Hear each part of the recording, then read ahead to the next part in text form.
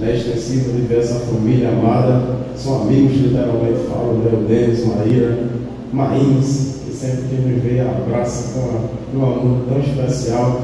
É um prazer estar com toda a congregação em nome de Jesus. Eu quero pedir à amada igreja para que os que trouxeram a Bíblia, abrindo o livro de Apocalipse, capítulo 16, versículo de número 15.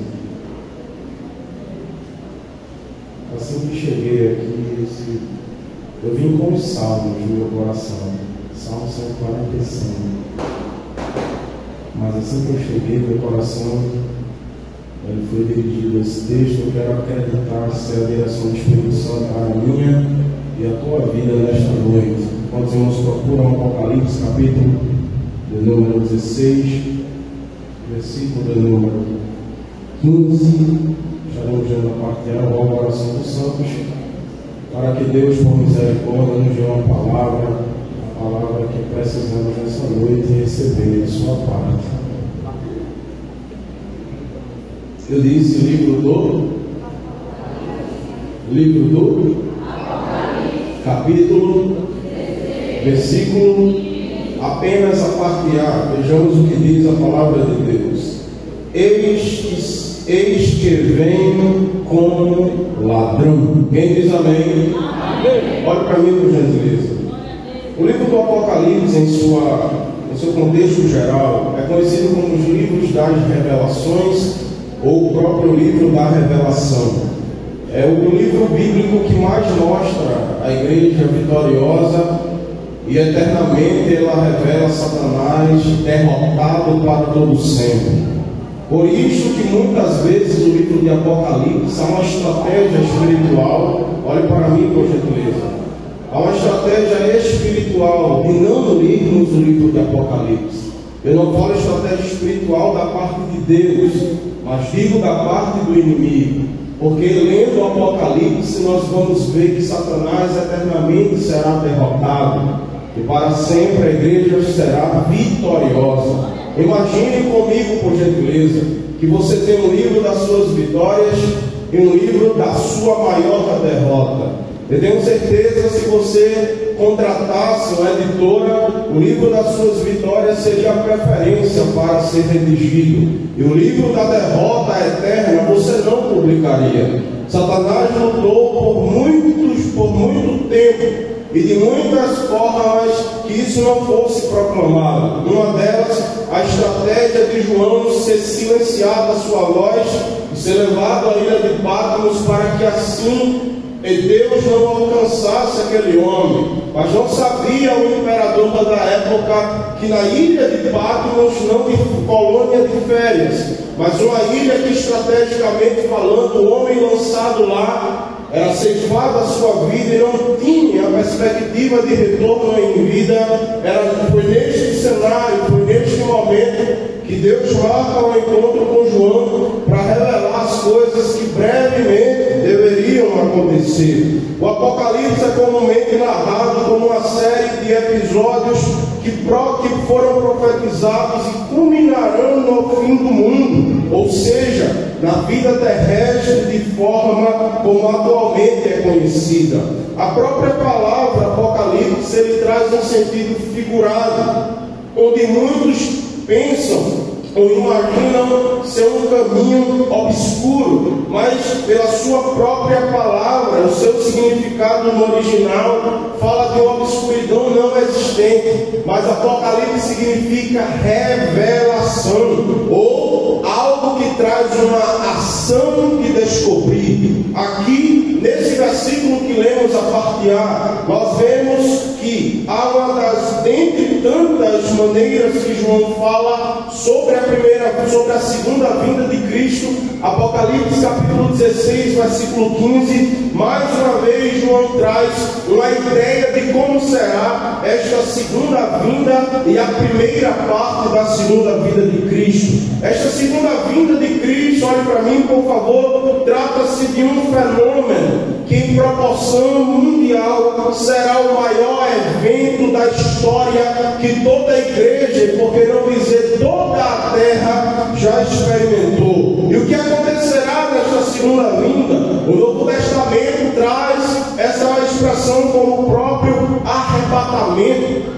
crentes serão removidos da terra de forma repentina, rápida, sem qualquer precedente, e aqueles que não entregaram a sua vida a Jesus Cristo ficarão aqui e passarão por coisas que a igreja não mais passará, porque já ouviu o toque da trombeta e já subiu para os céus ao encontro de Jesus Cristo. Vamos aguardar esse momento, diga glória a Deus.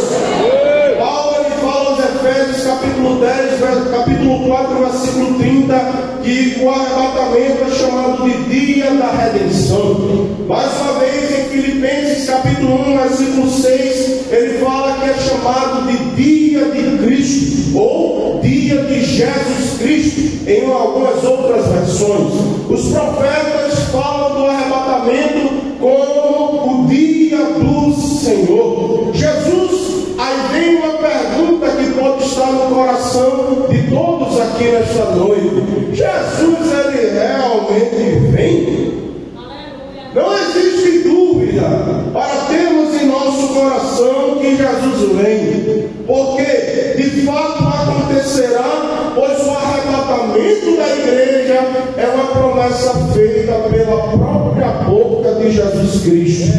Assim como a primeira vinda de Jesus foi profetizada cerca de 700 anos por Isaías, e em Gênesis capítulo número 3, mais de 2.000 anos antes de Jesus Cristo, a sua primeira vinda foi uma dúvida que permeou o coração dos homens. Mas Jesus veio e, quebrando os protocolos, nasceu de uma única forma, onde nenhum homem nasceu de forma igual a ele. E enquanto esteve na terra, dedicou parte de seu ministério para falar sobre este momento chamado arrebatamento. No capítulo número 13, ele inicia de João, ele inicia a primeira despedida de seus discípulos. Isso vai até o capítulo 17. Como ele passa ao capítulo 13, e ele, entendendo o coração dos discípulos que estavam temerosos por esse momento de separação entre os discípulos e Jesus Cristo, ele inicia o capítulo 14 dizendo: não se turbe o vosso coração, ou seja, não fica aperreado não, creia em Deus, creia também em mim. Na casa de meu pai há muitas moradas.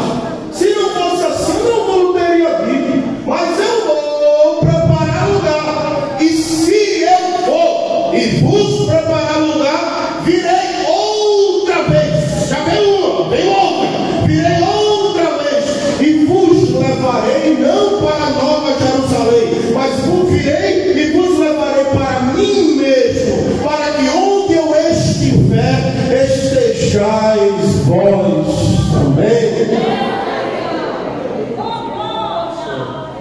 Aleluia, glória a Deus, glória a Deus. Observemos que em João 14, versículo 2, Jesus disse que vai preparar lugar. Aí aqui eu quero chamar a atenção da igreja para o seguinte: Jesus disse que ia para fazer o quê?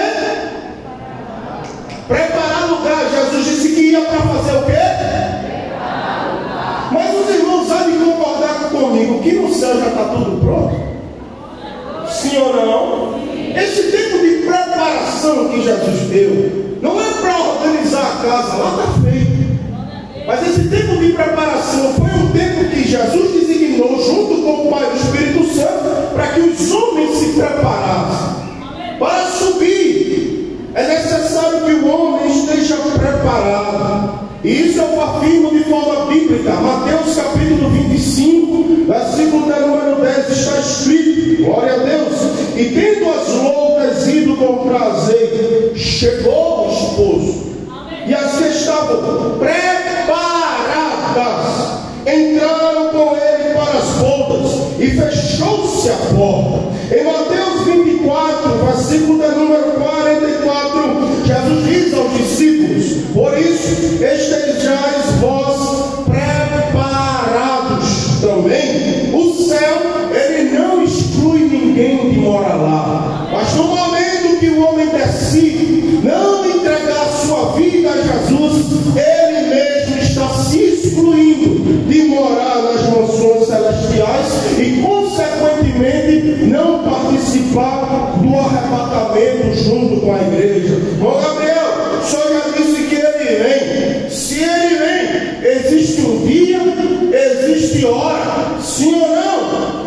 Sim ou não? E que dia e hora que Jesus vem buscar a sua igreja? Jesus ele foi questionado em Mateus 24, Marcos 13, Lucas 21, por 3 de seus discípulos sobre este assunto. Tiago, João e André chegaram para Jesus e disseram: "Ô Jesus, tudo isso que o Senhor está falando, quando serão estas coisas? Quando? Data? E que sinal haverá da sua vinda?" Ou seja, referência específica.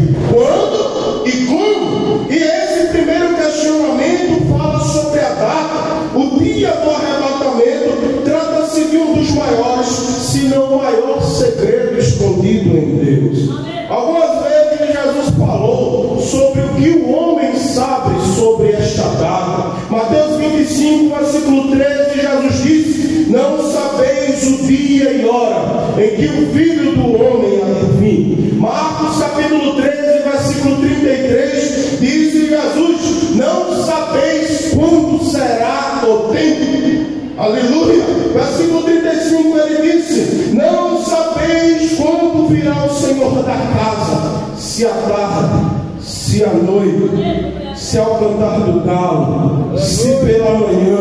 Mateus 24, 42 e 44, Jesus disse: "Não sabeis a que hora há de vir o vosso Senhor.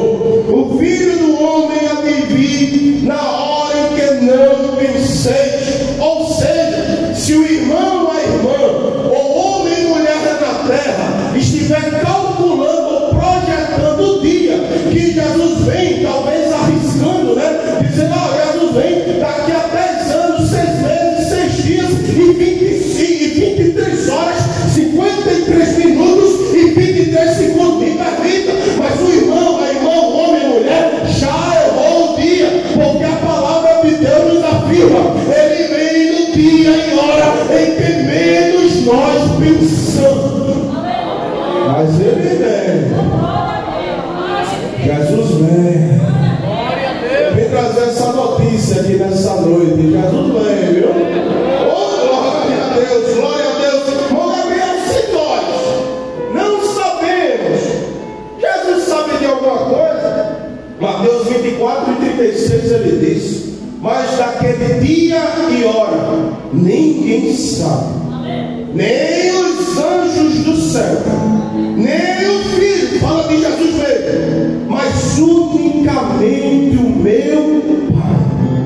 O dia do arrebatamento é o maior segredo que Deus não compartilhou nem com o Filho, nem com o Espírito Santo. Está nele, guardado, mas está marcado. Aleluia! Oh, Jesus! Irmão Gabriel, depois de falar isso, se este dia a gente não sabe os anjos de Jesus, será que o senhor pode afirmar mais alguma coisa sobre o arrebatamento? Sim, estamos em contagem regressiva. Oh, você se alegra com esta palavra? Estamos em contagem regressiva. 1 João capítulo 2, versículo 18, João declara: "Filhinhos, é já a última hora." Apocalipse capítulo 3, versículo 11, Jesus diz a João: "Eis que venho sem demora, guarda o que tens, para que ninguém tome a tua coroa." Hebreus 10 e 25 está escrito pelo anônimo: "Vede se se vai aproximando aquele dia." Ele tem pressa e não vai demorar para vir. Isso está em Apocalipse, e o último capítulo da Bíblia, versículos 7, 10, 12 e 20, dizendo: "Eis que cedo vem, próximo está o tempo, eis que cedo vem, certamente cedo vem." O profeta Joel, no capítulo 2, versículo 1, declarou dizendo: "Tocai a buzina em Sião, clamai em alta voz no monte da minha santidade, perturbem-se os mortos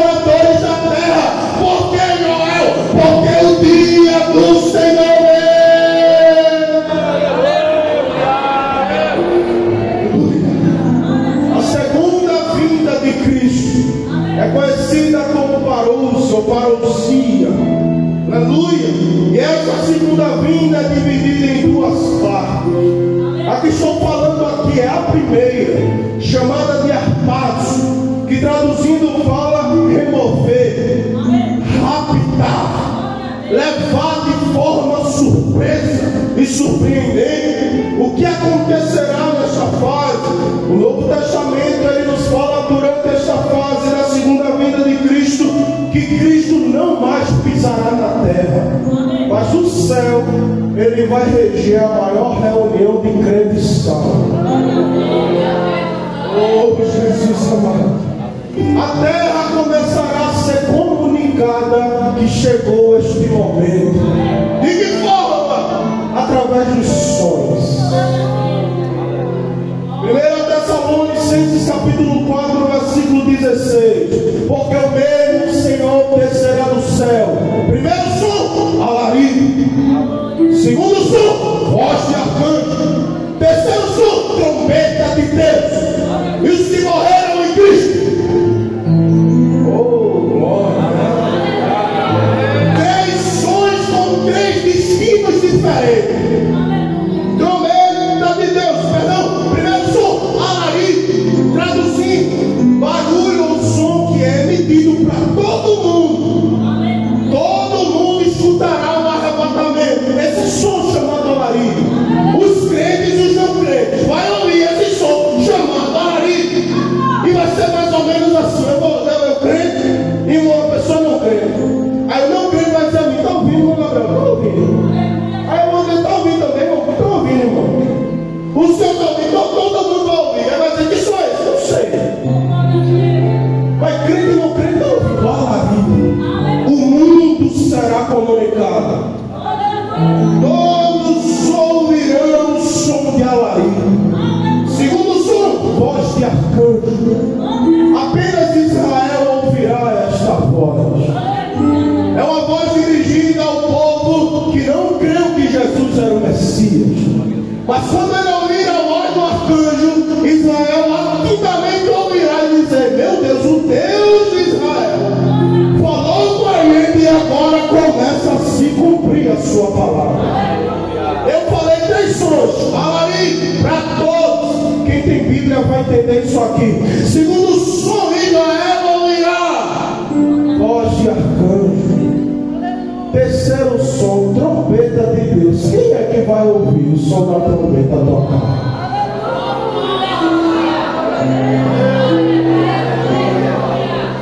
Eu vou ouvir, viu? A irmã vai ouvir a trombeta e vamos tocar. Em Números capítulo 10, versículo de número 2, 2 homens músicos tinham 2 trombetas de prata.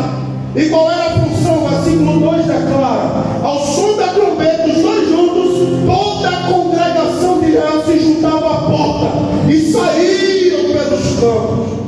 Da mesma forma será no arrebatamento. Quando a trombeta de Deus tocar, a igreja vai se reunir.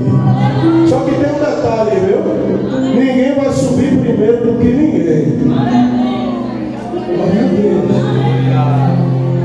O som da trombeta, 1 Tessalonicenses capítulo 4, 16 diz que quando a trombeta tocar, os que morreram em Cristo ressuscitarão primeiro. E nós, os que ficarmos vivos, seremos transformados e subiremos juntos com Ele.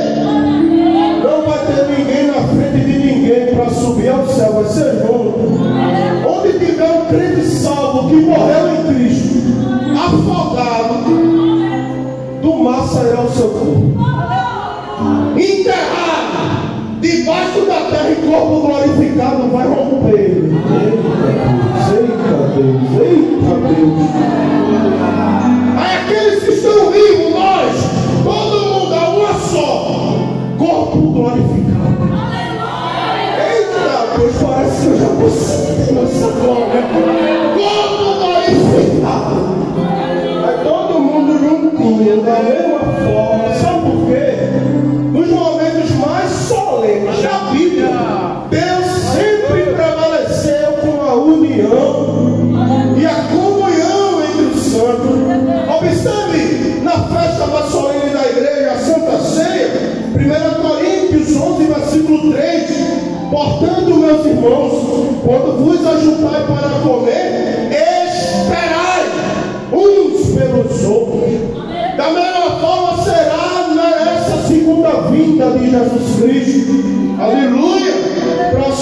tem que estar unido.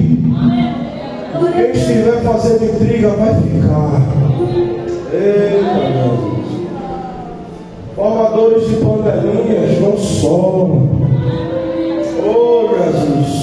Levantadores de calúnia contra os santos ficarão. Aqueles que se levantam para fazer divisão ficarão. Mas os unidos vão subir. Eita Deus. Eu pensava que você ia se alegrar. Os unidos vão subir. Ó, quão bom e quão suave é que os irmãos vivam em união. Então, em união aqui nessa noite, eu tenho uma palavra para lhe dizer. Se estiver, você vai ouvir o toque da trombeta e vai subir.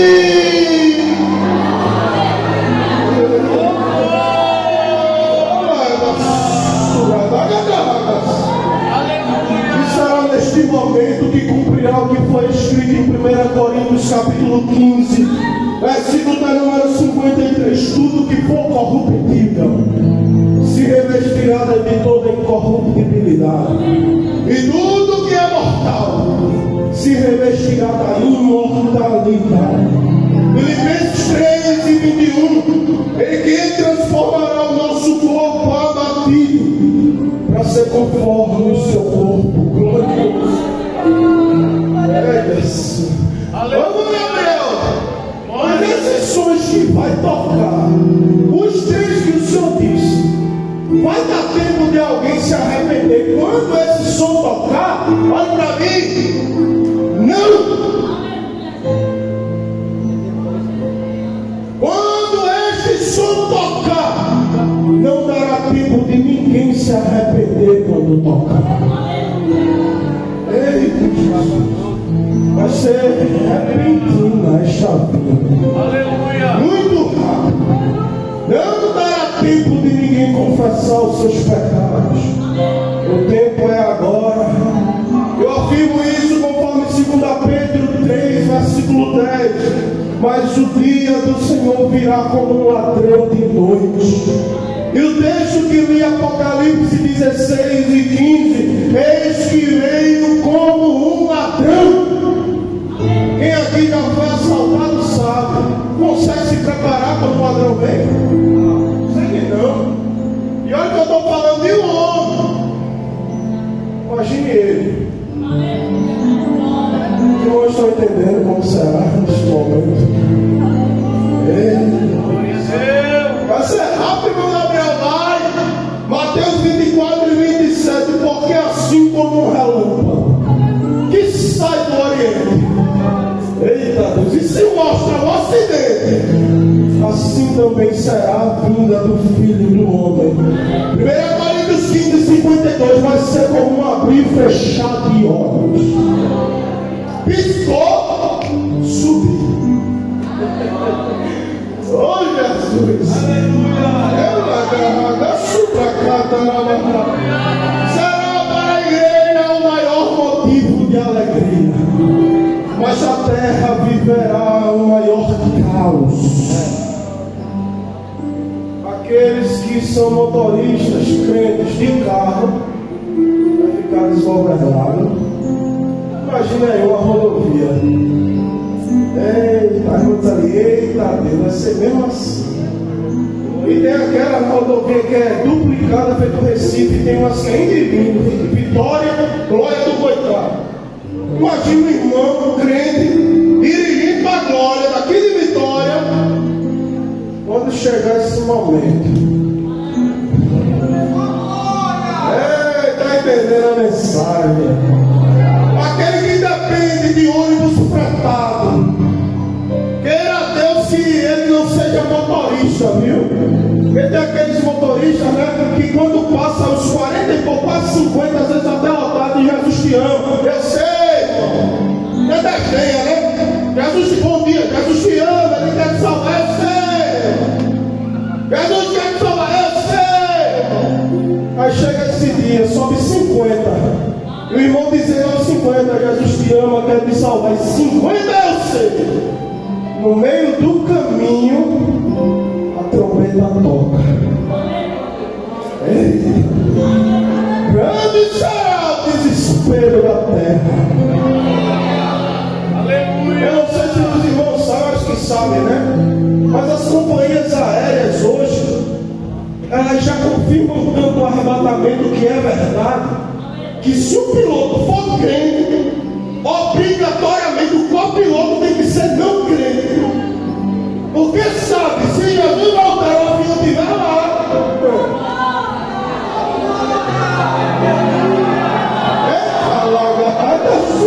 levanta tua mão, esse dia vem, né? Eita, dá.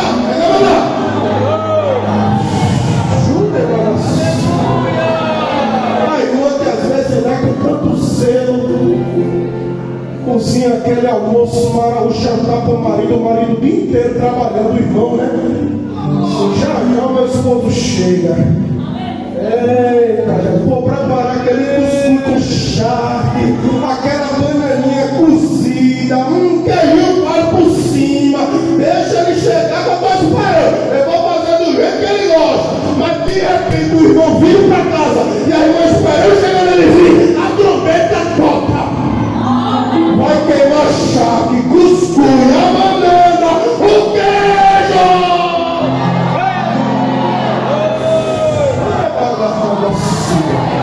Eu estou aguardando este momento.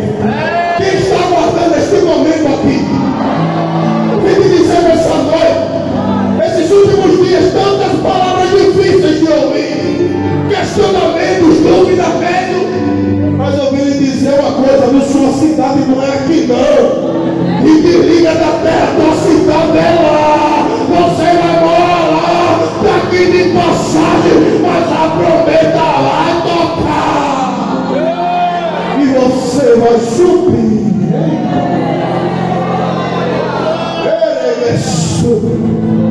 Vai ser tão extraordinário que até a gravidade a gente vai romper. Deixa eu já parar para pensar nisso. Quando a gente pula assim, né? No instante, tem gente que não consegue nem pular, né? Às vezes uma dor na perna, né? A rótula, a idade. Eu falei, nem sei tão experiente. Às vezes eu novo, hoje a Vanessa, se minha coluna está doendo, eu com 25 anos. E às vezes eu tenho dificuldade para subir uma escada, para subir para o céu. Eita Deus glorioso! A irmã já parou para pensar que vai romper a gravidade. Eita Deus! Eu estou tentando te fazer descolar os pés da terra, porque teus pés não estão só colados, não, estão enraizados na terra. Eita Deus, mas ele que ainda descava essa raiz da terra, está te dizendo, vai subir, vai romper a gravidade. Te prepara, te prepara, te prepara, te prepara, te prepara, igreja.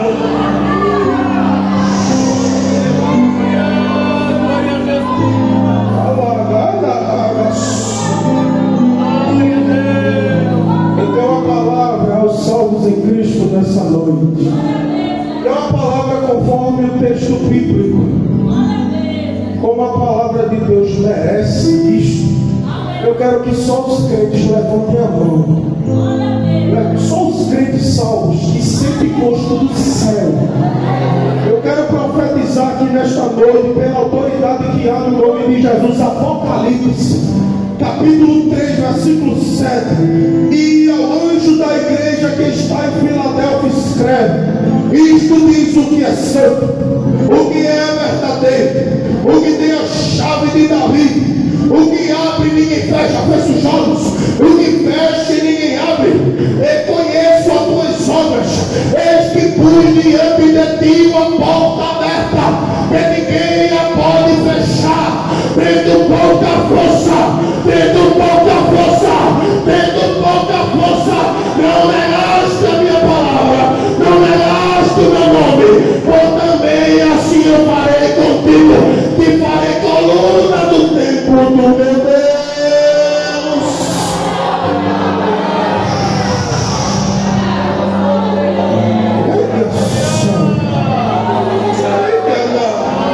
Não estou preocupado com dinheiro aqui na terra, me permita, viu?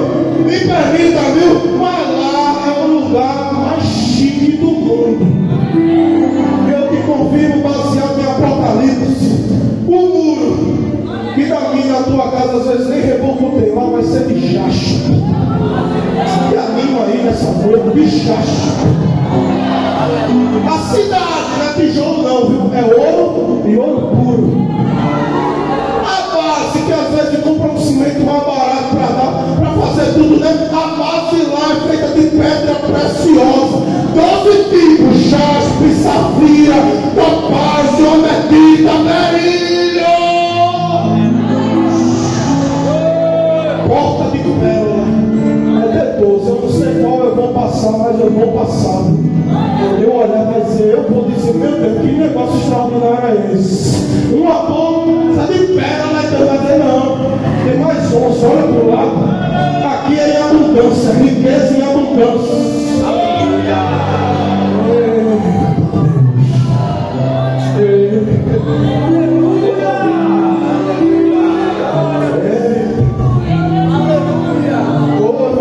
Mas é quem é que vai iluminar o céu? É a Celpia? É a Eletrobras? É o que? Vai ser lâmpada candescente, fluorescente.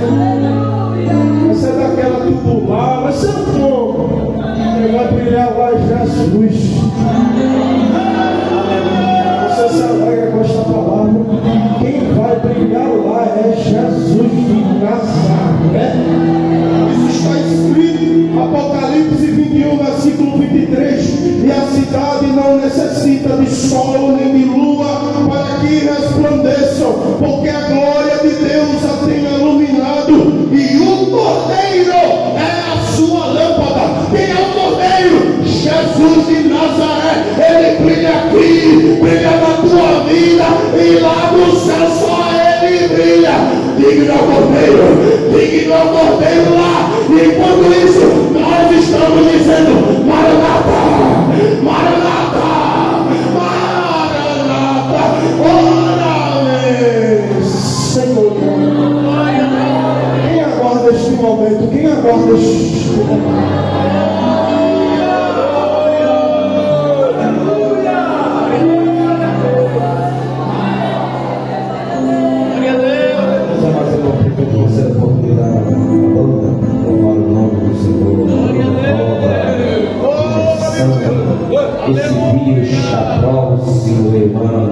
Esse dia está próximo, irmão, da gente subir, da gente subir, dar um abraço no mestre querido, oh glória!